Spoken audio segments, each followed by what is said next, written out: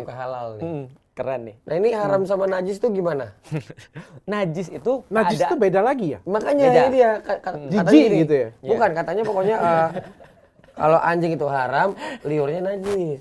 Ini orang Palembang najis gitu ya, jijik. Iya, jijik.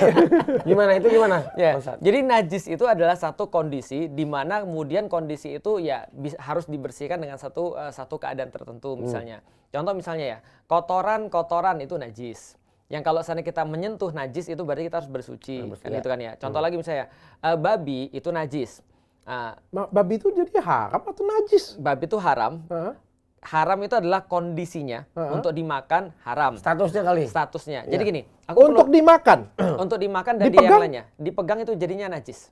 Dipegang itu tidak haram? Tidak haram, najis. Pelihara? Pelihara itu Kalau nggak piara tapi nggak dipegang yang miara orang gitu. aku disclaimer dulu ya. Aku Asistennya yang disclaimer dulu miara ya. gitu. Tapi lucu nih pengen lihat Ya, gitu. Aku disclaimer dulu ya. Aku bukan ahli Sepertinya fikih. akan ada kontroversi ini sebenarnya.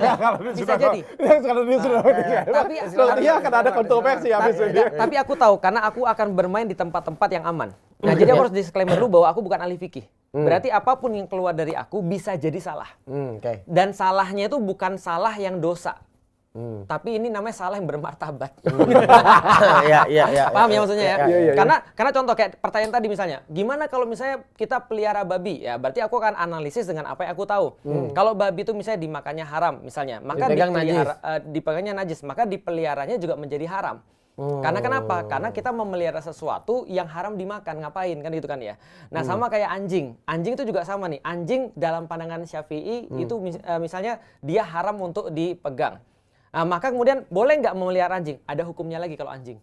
Kalau untuk dimanfaatkan untuk menjaga, untuk kemudian mengambil buruan dan segala macam itu jadi boleh.